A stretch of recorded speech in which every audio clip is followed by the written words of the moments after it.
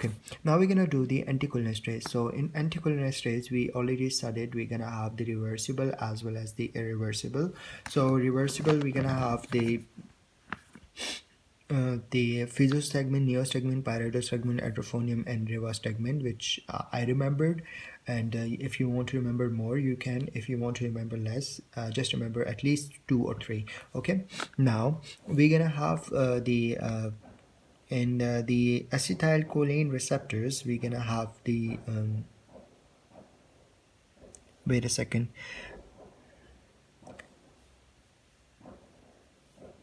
The cholinesterase, the enzyme, is going to have two binding sites: the anionic site and the esteric site. So okay. Now, if we talk about the acetylcholine carbamates and the ecothiophate, it is going to be binding with both sides, anionic and esteric site, while the hydrophonium is going to bind with the anionic site, and organophosphate is going to bind with the esteric site. Okay, I already said it.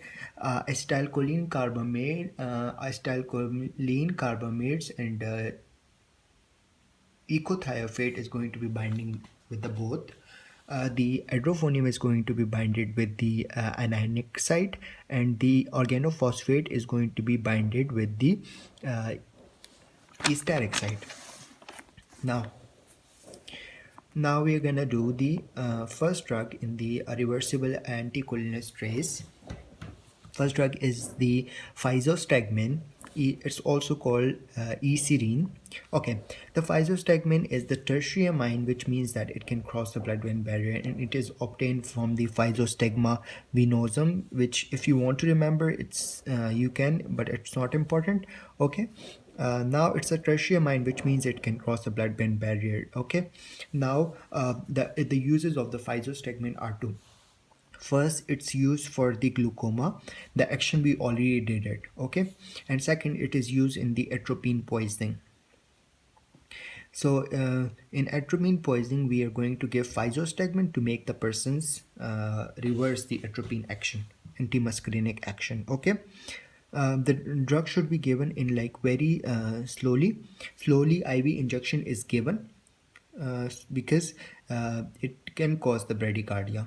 Okay, so that's why we give IV injection really slowly. Okay, so the two uses of the physostigmine were it's used for the glaucoma and it's used for the atropine poisoning. Okay, now we're gonna study the neostigmine. So neostigmine is the quaternary compound, and the pyrido is also quaternary compound. So quaternary means it cannot cross the blood-brain barrier, so it will not have the central effect. So because of this property, it is preferred for the myasthenia gravis over the physostigmine. Okay, so which means that we're gonna prefer neostigmine over physostigmine in the myasthenia gravis. Okay, the neostigmine gonna have two type of actions: the indirect action and the direct action. In indirect action, it's gonna act on the cholinesterase. It is going to inhibit the cholinesterase, and when the cholinesterase will be inhibited, the acetylcholine level will be increased. And the direct one, it is going to have the same structure as that of the acetylcholine, so it's gonna be binding with the acetylcholine receptor and do all the actions which acetylcholine do. Okay, now we have the pyridostigmine. Pyridostigmine is also quaternary ammonium compound, so it cannot cross the blood-brain barrier. Okay, and it has very long duration of action, pyridostigmine, while the neostigmine has a short duration of action. I already told you that physo and neostigmine has an action of about 30 minutes to 2 hours, and pyridostigmine is 4 hours. Okay, so that's why it's more preferable. And the other thing is that pyridostigmine is more preferable than neostigmine. What's the reason? The reason behind this is because it is more tolerable. Matlab means it does not it can be more tolerable by the body as compared to the neostigmine. Now we are going to do the differences differences between the physostigmine and the neostigmine. Okay, the physostigmine is natural. It's obviously taken from the Physostigma venenosum, while neostigmine is the synthetic one. It is tertiary. It is quaternary. It cannot cross the blood-brain barrier. It can cross the blood-brain barrier. It do not have the central effect. It do have the wait a second. It can cross the blood-brain barrier because it's tertiary. It's quaternary. It cannot cross the blood-brain barrier.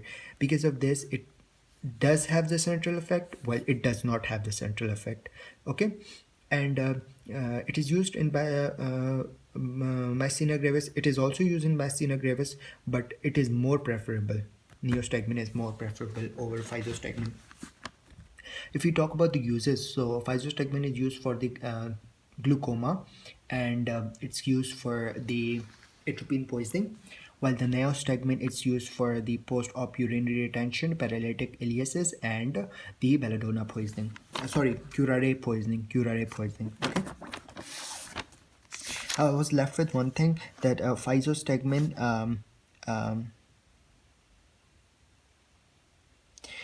in chronic use of the physostigmine in glaucoma, it can causes the cataract. Now we're gonna do the edrophonium. It's really important. So edrophonium is the quaternary ammonium compound. It's has a very short duration of action, which is about 8 to 10 minutes, and it has very rapid onset of action. It's given IV. Uses are, it's used for the diagnosis of the myasthenia gravis. It's used to differentiate between the myasthenia crisis and the cholinergic crisis, and as well as it's also going to be preferred in curare poisoning because of its rapid onset of action. Okay. What are the adverse effects of anticholinestrase? It's really important. It's really easy. For example, if we give anticholinestrase, which means that acetylcholine level will be increased. When the acetylcholine level will be increased, so you can just remember all the actions that the acetylcholine do and just say, and that's it. Okay. Now we are gonna do the uses of the anticholinesterase.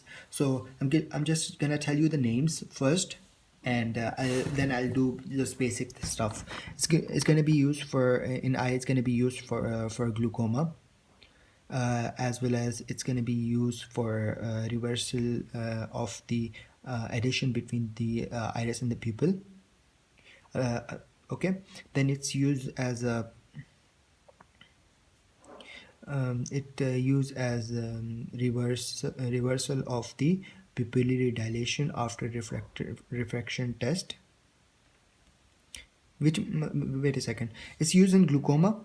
It's used in reverse pupillary dilatations after refraction test. It's used to break the addition between the iris and the lens. It is used in the myasthenia gravis, post-op urinary retention, and paralytic ileus. It's used in curare poisoning. It's used in the belladonna poisoning, and it's used in the Alzheimer's disease. Okay. Now, just let me do the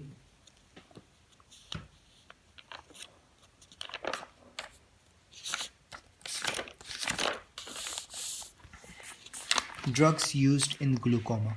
Okay, so the drugs which are used in glaucoma are going to be divided into two classes.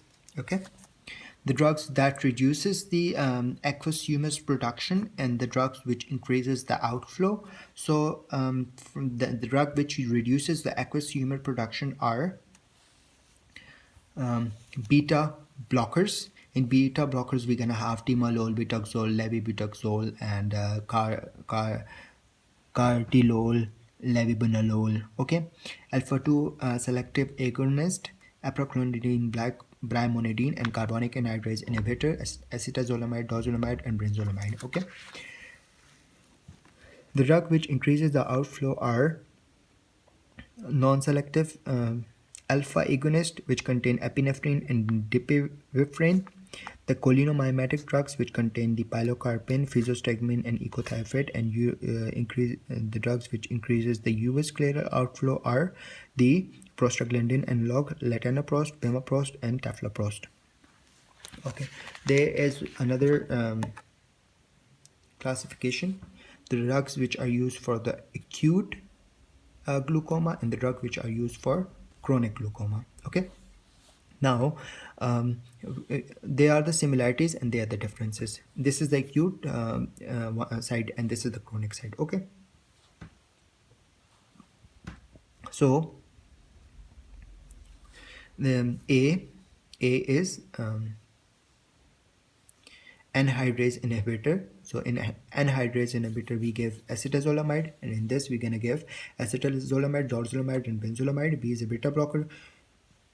In this we give timolol. In this we're gonna give the timolol, butaxol, and garvidolol.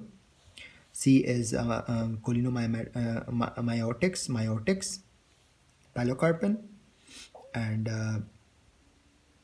cholinomimetic, sorry, and that's pilocarpine as well.